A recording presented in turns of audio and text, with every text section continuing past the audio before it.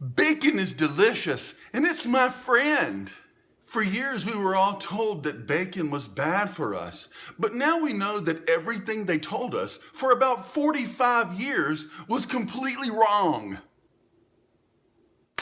Of course, bacon still presents some problems.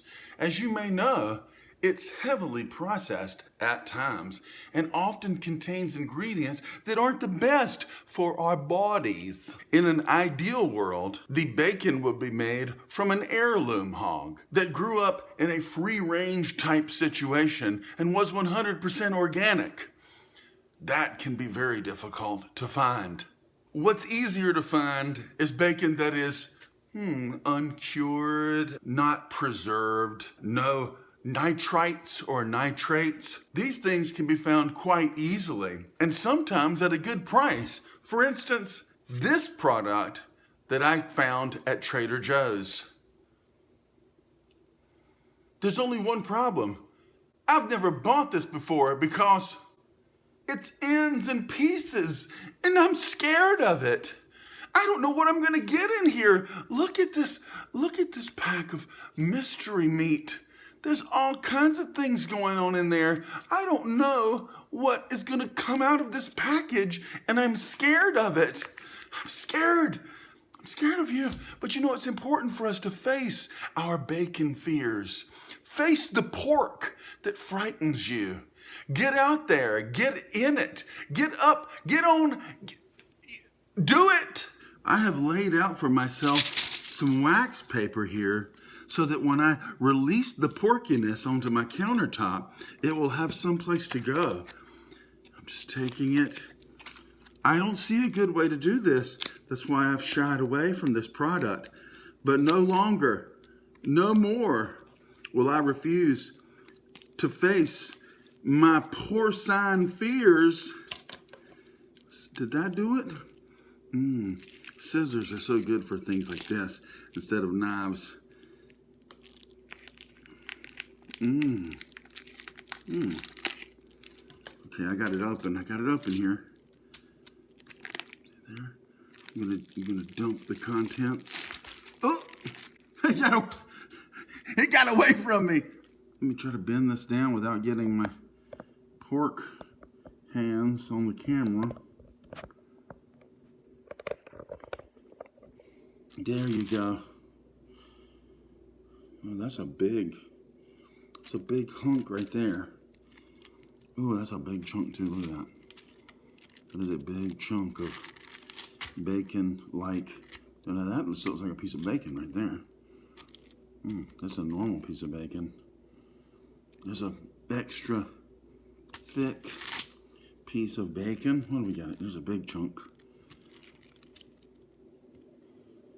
That one's thin. I think I'm gonna get the pieces that look the most like regular bacon so that they will cook at something like a normal bacony amount of time. Actually, a lot of it would fall into that category.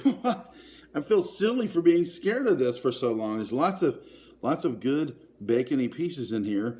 And like I said, this is much cheaper than the same product would be if it was all strips of bacon. And it's just gonna end up being chewed up in your belly anyway. This is all right.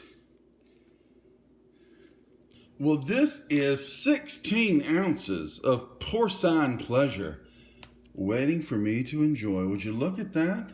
That's a heck of a spread, if you ask me.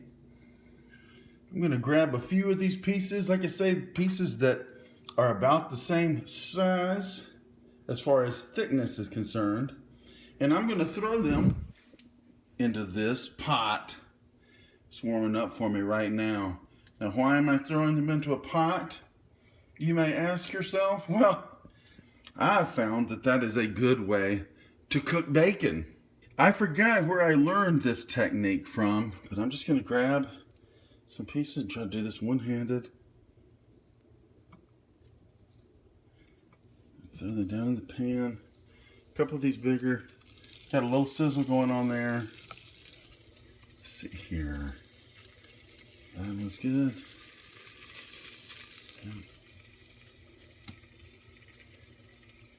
If you haven't done this before, it looks a little weird.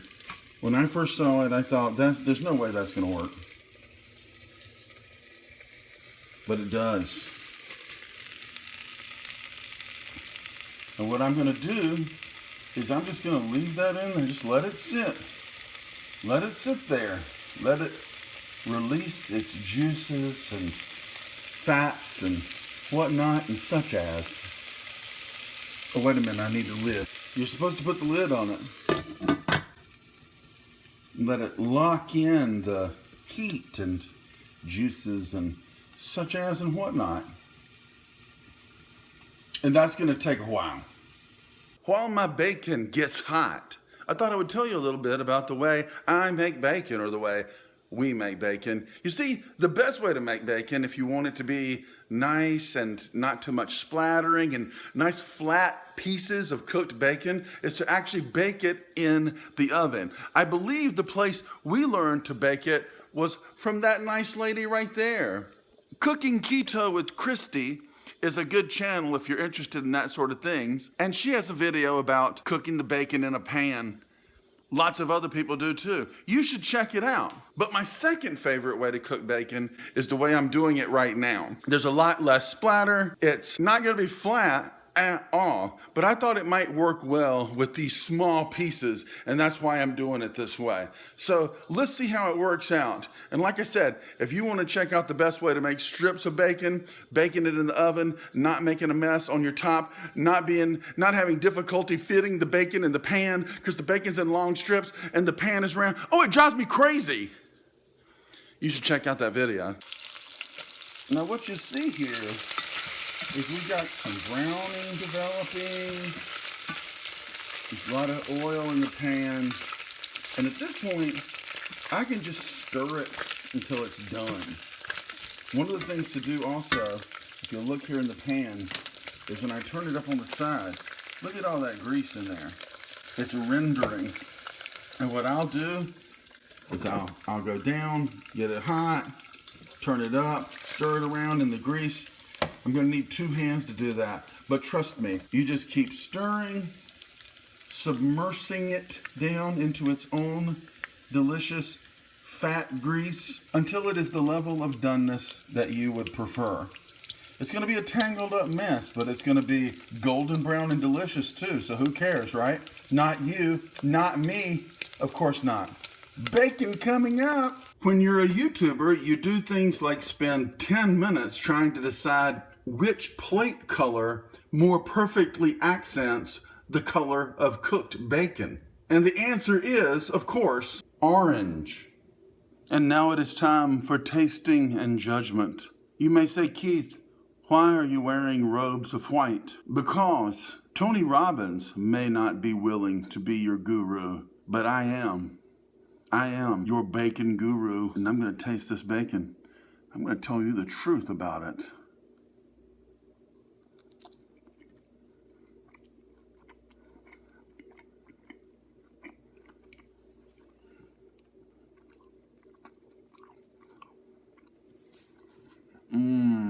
That is really good.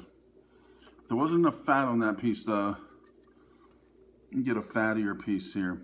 That's pretty fatty.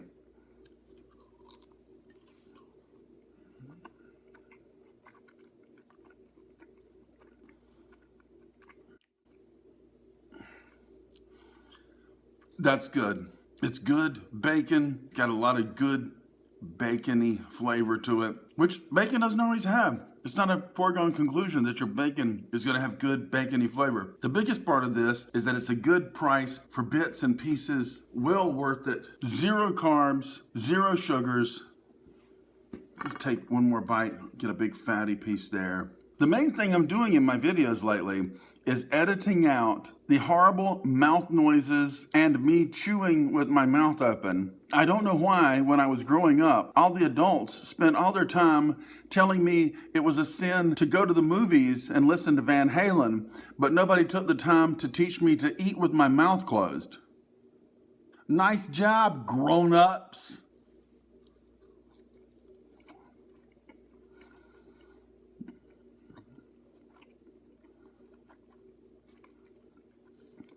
Very good.